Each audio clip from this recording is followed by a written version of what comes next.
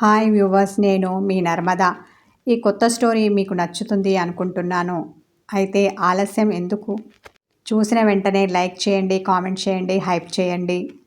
నా ఛానల్కి ఇంకా సబ్స్క్రైబ్ చేసుకొని వాళ్ళు ఉంటే వెంటనే సబ్స్క్రైబ్ చేసుకోండి. ఇది కూడా భార్యాభర్తల కథనే. ఇక కథలోకి వెళ్దామా? Romantic heart touching love story అతడే ఆమె సకుడు భాగం 2. మాయ అటు ఇటు చూసింది. ఆ కారిడార్లో ఎవరూ లేకపోవడంతో చిన్నగా ఆ గది తలుపు తట్టింది. కాసేపటికి ఆ గది తలుపు కొద్దిగా తెరుచుకుంది. తెరుచుకున్న గదిలో నుండి పూల పరిమళంతో పాటు ఘాటైన మందువాసన గుప్పుమంది. అందులో నుండి తొంగి చూసిన అతను మాయను చూసి తలుపు బార్లా తెరిచాడు. మాయ ఆమెతో పాటుగా లోపలికి వచ్చి తలుపు వేసింది. మాయను చూసిన అతడు వెకిలిగా నవ్వి, ఈ ప్యాకింగ్ ఏంటి? బుర్కా వేసుకొని ఉన్న ఆమెను చూపిస్తూ కళ్ళు చిట్లించాడు. తమరి పరువు మర్యాదలు కాపాడడం కోసం సార్, ఎంతో వినయంగా చెప్పింది మాయ. ఓకే ఓకే అన్న అతడు, ఇక నువ్వు వెళ్ళొచ్చు అని డ్రింక్ ఉన్న గ్లాస్ని చేత్తో పట్టుకొని మాయను చూశాడు. సార్, మీరు ఆ ఫైల్ ఇస్తే వెళ్తాను, అది తీసుకొని వెళ్ళకపోతే మా సార్ ఊరుకోరు అనగానే అతడు విసుగ్గా ఆమెను చూసి తన బ్రీఫ్ కేసులో నుండి ఒక అగ్రిమెంట్ ఫైల్ తీసి మాయ చేతిలో పెట్టాడు. సార్ సంతకాలు పెట్టారు కదా? అనుమానంతో అడిగింది. అతడు ఆమెను కోపంగా చూశాడు. తాగడంతో మత్తెక్కి ఎర్రబడ్డ అతని కళ్ళు కోపంతో మరింతగా ఎరుపెక్కాయి. ఈ ఫణీంద్రను అనుమానిస్తున్నావా? నీకెంత ధైర్యం? అన్నాడు అతడు. సారీ సార్, ఏదో క్లారిటీ కోసం అడిగాను. ఇక నేను వెళ్తాను, మీరు మీ పని కానివ్వండి అన్న మాయ ఆ బుర్కా ఆమెకి కళ్ళతో సైగ చేసి ఏదో చెప్పి బయటికి నడిచింది. ఆమె వెనకాలే తలుపు వేశాడు ఫణీంద్ర. నువ్వింకా ఇలాగే ఈ డ్రెస్లో ఉంటావా? త్వరగా విప్పు, చూడ్డానికి చిరాగ్గా ఉంది ఆ వచ్చిన ఆమెతో అన్నాడు. అప్పటికే అతడు బాగా ఎక్కువగా తాగేసి ఉన్నాడు. అతని మాట ముద్దగా వచ్చింది. నాకు లైట్ ఉంటే నచ్చదు సార్, మీరేమీ అనుకోను అంటే లైట్ తీస్తాను అన్న ఆమె స్వరం తీయగా పలికింది. అబ్బో, వాడు చెప్తే ఏమో అనుకున్నాను, కానీ నిజంగా నీ స్వరం చక్కెరకేళినే అని అదోలా నవ్వాడు ఫణీంద్ర. అయితే చీకట్లో దొరుకుదామంటావా? చాలా కూల్గా అన్న అతడు అది నాకు నచ్చదు అని మాత్రం కమాండింగ్ వాయిస్తో చెప్పాడు. దీపాలు ఎలాగూ ఉన్నాయి కదా, ఇక చీకటి మాటే లేదు. ఆ గదిలో వెలుగుతున్న సువాసనలు వెదజల్లే క్యాండిళ్ల వైపు చూపించి ఆమె చిన్నగా నవ్వింది. నువ్వు వెరీ స్మార్ట్ అన్న అతడు ఆమె నవ్వుకి అతడు ఫ్లాట్ అయ్యాడు. సరే అలాగే కానీ అన్న అతడు చిన్నగా తల ఆడించి మరో పెగ్గు తాగాడు. ఆమె లైట్ తీసి ఆ తర్వాత బుర్కా విప్పింది. అసలే ఫణీంద్ర బాగా తాగేసి ఉన్నాడు. పైగా అతనికి చత్వారం ఉంది. ఇక ఇప్పుడు లైట్ లేదు. క్యాండిల్ వెలుగులో ఆమె ముఖం మసకగా కనిపించింది. అసలు అతనికి జోగేంద్ర భార్య పృథ ఎలా ఉంటుందో తెలియదు. ఆమెనెప్పుడూ చూడలేదు. ఆమె అందం గురించి తాగిన మత్తులో జోగేంద్ర చెప్పగా అతని నోటి వెంట మొదటిసారి విన్నాడు. విన్న వెంటనే మనసు పారేసుకున్నాడు. అవకాశం కోసం ఎదురు చూశాడు. ఇదిగో ఇప్పుడిలా అతనికి కలిసి వచ్చింది. ఇక వదులుతాడా? ఆకలితో ఉన్న పులిలా ఆమె మీద పడ్డాడు. ఆమె జింకపిల్లలా జంకింది. అయినా అతనికి సహకరించక తప్పలేదు ఆమెకి. అలా హోటల్లో వాళ్ళు రొమాన్స్ సాగుతుంటే ఇక ఫామ్ హౌస్లో ఉన్న జంట మధ్య రొమాన్స్ మరోలా ఉంది. అతని మునివేళ్ల స్పర్శకి పరవశించిన ఆమె, థ్యాంక్ యూ రిషి, నువ్వు నా విన్నపాన్ని మన్నిస్తావని ఇప్పుడు ఇలా అని ఇంకేదో చెప్పబోయింది. కానీ అతని చర్యలు ఆమె మాటలు మూగబోయేలా చేశాయి. ఇక తమకంతో అతని అల్లుకుపోయింది. ఆమె తనువు అతనికి పూల చెండులా ఉంది. శృతి చేసే కొద్దీ రాగాలు పలికిస్తోంది. మెత్తని ఆమె నడుముని తన మొరటు చేతులతో అతడు సవరించగానే ఆమె తాళలేక తన్మయత్వంతో మూలిగింది. ఆమెకిదంతా కొత్తగా మత్తుగా ఉంది. మనసు వశం తప్పింది. తొలిసారిగా ఓ పురుషుని స్పర్శ ఆమె మేనిని తడుముతుంటే అలౌకికమైన ఆనందానికి గురైంది. తనను తాను అతనికి అర్పించుకోవడానికి సిద్ధంగా ఉంది. అతని ముద్దులకి ఆమెలో నుండి వేడి నిట్టూర్పులు వెలువడ్డాయి. అతడు తన ముఖాన్ని ఆమె ఎదలోయల నడుమ ఉంచాడు. ఆమె విరహంతో అతని తలపై చెయ్యి వేసి మరింత గట్టిగా తనకేసి అదుముకుంది.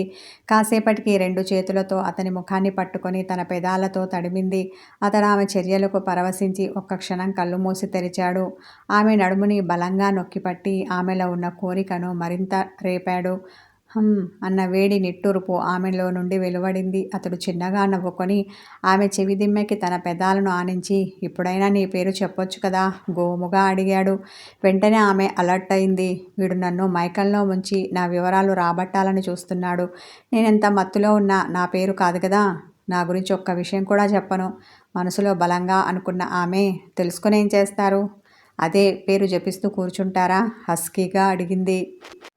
కాదనుకో, కానీ రేపొద్దున నువ్వు ఎప్పుడైనా గుర్తుకు వచ్చి నిన్ను తలుచుకోవాలి అనిపించింది అనుకో, అప్పుడెలా? నీ ముఖం ఎలా ఉంటుందో తెలియకుండా జాగ్రత్త పడ్డావు కదా, కనీసం నీ పేరైనా తెలిస్తే అలా అయినా గుర్తుంచుకుందామని చిన్న ఆశ. అయినా నీకింత సీక్రెట్ ఏంటి? నేనేమైనా నిన్ను బ్లాక్మెయిల్ చేస్తాను అనుకుంటున్నావా? అనుమానంతో ఆమెను అడిగాడు రిషి. చాచా, నువ్వు అలాంటి వాడవు కావని నాకు తెలుసు రిషి అన్న ఆమె తన పెదాలతో అతని పెదాలను అందుకొని గాఢంగా ముద్దు పెడుతూ అతని మాటలకు తాళం వేసింది. మగువ తనంత తానుగా ముద్దిస్తుంటే ఫ్లాటమని పురుషుడు ఉంటాడా? అతడు అంతే, పూర్తిగా వివశుడయ్యాడు. ఆమె గురించి తెలుసుకోవాలి అన్న ఆలోచనలని అతని మోహపు సెగలో రెక్కలు తొడిగి ఎక్కడికో ఎగిరిపోయాయి. ఆమె ఇస్తున్న ముత్తుని ఆస్వాదిస్తూ పూర్తిగా తన ధ్యాస ఆమె మీద పెట్టాడు రిషి. కాసేపటికి ఆమె ఊపిరి భారంగా మారి అతని పెదాలను వదిలేసింది. అతడు ఆత్రంగా ఆమెను అల్లుకుపోయాడు. ఆమె తనువులోని అణువణువును స్పృశిస్తూ ముద్దుల ముద్రలు వేశాడు. అతని గరుకుగడ్డం చేస్తున్న గాయాలకి తెల్లని ఆమె దేహం గులాబీ వర్ణాన్ని సంతరించుకుంది. వెలుతురు లేదు, కానీ ఉండి ఉంటే ఆమె ముగ్ధ మనోహరమైన సౌందర్యానికి అతడు ఏమైపోయేవాడో. ఏ కవిరాయని శృంగార కావ్యాలను తన మనసులో రాసుకునేవాడేమో తెలియదు, కానీ అతని బ్యాడ్ లక్ అతనికి ఆ అవకాశం లేకుండా చేసింది ఆమె. అతని దంతాల ఘాట్లు ఆమె తీయని బాధ అనుభవిస్తూ అప్పుడప్పుడు ఔచ్ అని చిన్నగా శబ్దం చేస్తోంది. ఆ శబ్దం విన్న ప్రతిసారి అతని గుబురు మీసాల కింద ఉన్న గులాబీ పెదాలు విచ్చుకొని తెల్లని పలువరస ఆ నల్లని చీకట్లో మెరుస్తోంది. చాలా సేపు ఆమెతో రొమాన్స్ చేసిన అతడు ఇక తాళలేక ఆమెలో ఐక్యమయ్యాడు. ఆ సమయంలో అతనికి ఒకటి అర్థమైంది. ఆమె వర్జిన్ అని, ఆమెకి ఇది తొలి అనుభవం అని. కానీ అతనికి అర్థం కానిది ఒకటి మిగిలింది. ఆశ్చర్యం రిషిని కమ్మేసింది. ఇదెలా సాధ్యం? అనుకోకుండా ఉండలేకపోయాడు. కాసేపటికి అలసిన అతడు ఆమె పక్కన చేరి సేద తీరుతూ ఆ విషయం అడగాలని నోరు విప్పాడు. అదే రాత్రి ఫణీంద్ర గదికి ఆమెను పంపిన మాయ హోటల్ బయటకి వచ్చి అక్కడ ఉన్న తన కారులో కూర్చొని జోగేంద్రకి కాల్ చేసింది. సార్, మీ పనయింది. ఆ కాంట్రాక్ట్ పైన ఫైల్ మన చేతికి వచ్చింది అని ఇక్కడ ఇన్ఫర్మేషన్ ఫారెన్లో ఉన్న జోగేంద్రకి చేరవేసింది. అంతా ఓకేనా? ప్రాబ్లం ఏమీ లేదు కదా? సంతకాలు కరెక్ట్గా ఉన్నాయా?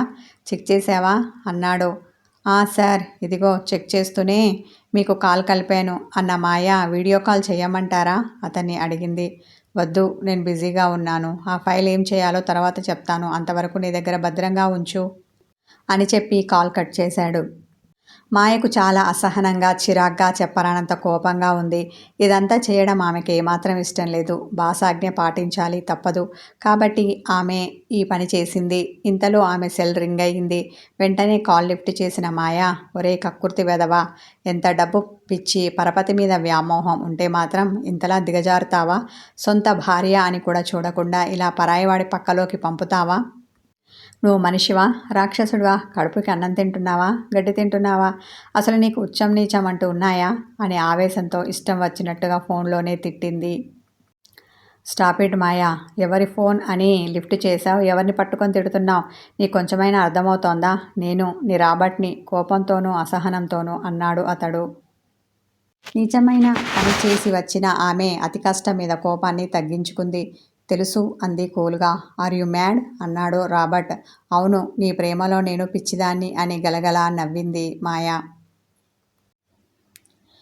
ఆమె నవ్వుతో అతనికి వచ్చిన కోపం చల్లారింది. దాంతో అతడు చిన్నగా నవ్వి, ఇప్పుడు ఎక్కడున్నావు అన్నాడు. ఎక్కడ ఉంటాను? మా బాస్ చెప్పిన పని చేస్తూ ఆన్ డ్యూటీలో ఉన్నాను అని నిట్టూర్చింది. ఇష్టం లేని దగ్గర పనెందుకు చేస్తావు? మానేయొచ్చు కదా ఆమె మీద అతనికున్న మమకారంతో అన్నాడు. మీ సార్ దగ్గర నాకు డ్యూటీ దొరుకుతుందేమో చూడు. వెంటనే మానేసి అక్కడ జాయిన్ అవుతా, నీతో పాటు ఉండిపోతా హుషారుగా అంది. నేనే కొత్తగా చేరాను. అయినా ఉంటే తప్పకుండా నీకు అపాయింట్ అయ్యేలా చూస్తాను అని నమ్మకంగా చెప్పాడు రాబర్ట్. ఇంకా ఏంటి విషయాలు అంటూ వాళ్ళిద్దరూ మాటల్లో పడ్డారు. అలసట తీర్చుకొని నోరు విప్పిన రిషి, నీ కాళ్ళకి మెట్టలున్నాయి. ఇందాక నేను చూశాను. అంటే నీకు పెళ్ళయిందా? ఆమె చేతివేళ్లలో తన చేతివేళ్లను పెనవేసి పట్టుకున్నాడు. అలసిన తనువుతో మురిసిన మనసుతో సేద తీరుతున్న ఆమె మగతలో ఉండి అంది. మరి నాకెందుకు అలా అనిపిస్తోంది ఆలోచనగా అన్నాడు రిషి. ఎలా అన్న ఆమె అతని ఎదపైన తలపెట్టుకుంది. నీకు ఈ అనుభవం ఫస్ట్ టైం అని, నాతోనే నీ తొలి కలయిక అని అనిపించింది. నిజమే కదూ అన్నాడు. అంతే, ఒక్కసారిగా ఆమె నిద్రమత్తు ఎగిరిపోయింది. బాబోయ్, వీడు మళ్ళీ మొదటికి వచ్చాడు. వీడి అనుమానం తగిలయ్యా, ప్రశ్నలు వేసి చంపుతున్నాడు. ఈ రాత్రి గడిచేలోపు నిజాలు రాబట్టేలా ఉన్నాడు. ఇలా కాదు అనుకున్న ఆమె అతని మీదికి చేరిపోయింది. రిషి మరో ప్రశ్న వెయ్యకుండా తన చేతి వేళ్లతో అతని పెదాలను మూసింది. లేత బెండకాయల్లా ఉన్న ఆమె మునివేళ్లను అతడు ముద్దు పెట్టుకొని ఆమె చుట్టూ చేతులు అల్లేశాడు. ఆమె స్పర్శ అతనికి ఎంతో హాయిగా ఉంది. క్షణమైనా నాకు దూరంగా ఉండలేకపోతున్నావా హస్కీ వాయిస్తో అన్న అతడు ఆమెను గట్టిగా హత్తుకున్నాడు. అతని బిగి కౌగిల్లో నలుగుతున్న ఆమె, మీరు మాట్లాడకుండా ఉండలేరా? ఎప్పుడు చూడు ఏదో ఒకటి వాగుతూనే ఉంటారా? చిరుకోపంతో విసుక్కుంది. నేనెప్పుడు ఇలా లేను. నిజానికి ఇది నా నైజం కాదు. నన్నందరూ వీడు మౌన రిషి, వినడానికి వీడికి అసలు మాటలే రావు అంటారు. అదేంటో మరి, నువ్వు వచ్చాకే ఇలా మాట్లాడుతూ ఉన్నాను. నువ్వే నన్నేదో చేశావు, నన్ను నీ మాయలో పడేశావు. లేదంటే నేను ఇలా నీతో ఒప్పుకోను, అది కూడా నిన్ను చూడకుండానే. కేవలం నువ్వు అడిగిన వెంటనే ఎలా నేను నీకు దాసోహమయ్యాను. నిజానికి నాకంతా వింతగా ఉంది. అసలు నేను రిషినేనా అన్న అనుమానం కూడా నాకు వస్తోంది. అంతగా నన్నేం చేశావు? ఈరోజు నేను నీ దగ్గర గలగలా మాట్లాడేస్తున్నాను అంటే అదంతా నీ వల్లే ఆనెస్టీగా అన్నాడు. తనకు తానే కొత్తగా పరిచయం అవుతుంటే ఆశ్చర్యానికి గురయ్యాడు రిషి. నేను ఎలాగూ నిన్ను మాయ చేయలేకపోయాను సరికదా, కనీసం నిన్ను ఇంప్రెస్ కూడా చేయలేకపోయాను. అందుకే నీ వివరాలు కాకపోయినా కనీసం నీ పేరు కూడా తెలుసుకోలేకపోతున్నాను కినుగ్గా అన్నాడు. నేను చెప్పిన పేరే నీకు కావాలా? నీకై నువ్వు నాకు పేరు పెట్టొచ్చు కదా.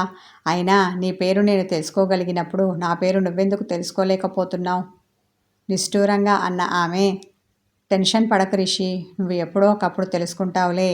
అంతవరకు నీకు నచ్చిన పేరు పెట్టి పిలుచుకో, ఎవరు వద్దన్నారు అని అతని జుట్టులోకి తన మునివేళ్లను పంపి సున్నితంగా అతని తలను నిమిరింది.